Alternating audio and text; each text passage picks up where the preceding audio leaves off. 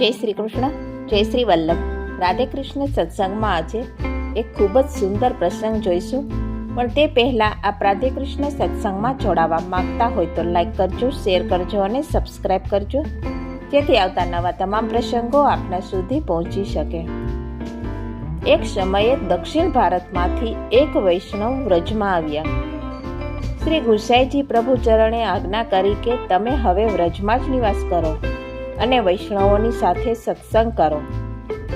એ વૈષ્ણવ ગુરુ આજ્ઞા માની વ્રજમાં નિવાસ કર્યો.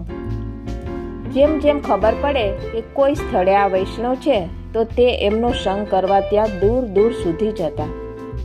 એક દિવસ શ્રી પ્રભુ ચરણે પૂછ્યું કે વૈષ્ણવ, તમને બીજા વૈષ્ણવોનો સંગ મળ્યો? વૈષ્ણવ કહે છે કે જયરાજ, નિત્ય ગોકુલ, મથુરા જેવા સ્થાનોમાં જઈને ત્યાં બિરાજતા મોટા મોટા વૈષ્ણવોનો સંગ કરું છું. આપશ્રીએ ફરી પૂછ્યું કે વૈષ્ણવ, તમને કેમ ખબર કે તમે જ જે વૈષ્ણવનો સંગ કરો છો એ મોટા વૈષ્ણવો છે? વૈષ્ણવ કહે છે કે જયરાજ, તેઓ મોટા સારા ઘરોમાં રહે છે અને વૈભવપૂર્ણ રીતે શ્રી ઠાકોરજીની સેવા કરે છે, તેથી જાણ્યું કે તેઓ મોટા વૈષ્ણવ છે. શ્રી પ્રભુ ચરણે કહ્યું કે વૈષ્ણવ, તમે એવું કેવી રીતે માની લીધું કે મોટા ઘરમાં જ સારા વૈષ્ણવો રહેતા હોય અને તેમની પાસેથી જ સત્સંગ મળી રહે? આપ જે ગામ ગયા ત્યાં નાના ઘરોમાં કે ઝૂંપડાઓમાં વૈષ્ણવોને કેમ ન શોધ્યા?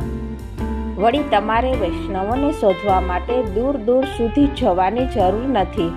તમે રોજ દર્શન વખતે શ્રીજી મંદિરે જેમને મળો છો એ કોણ છે? એ પણ તો વૈષ્ણવ જ છે.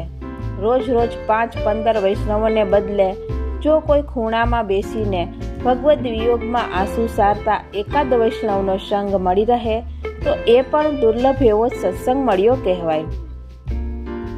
સ્વરૂપ પુષ્ટ કરાવવું એટલે એ સ્વરૂપમાં સાક્ષાત પુષ્ટિ પુરુષોત્તમનો આવિર્ભાવ કરાવવો. માટે ઘરમાં બિરાજતા શ્રી ઠાકોરજી માત્ર એક સ્વરૂપ જ નથી, પરંતુ સાક્ષાત શ્રી પુરુષોત્તમ છે.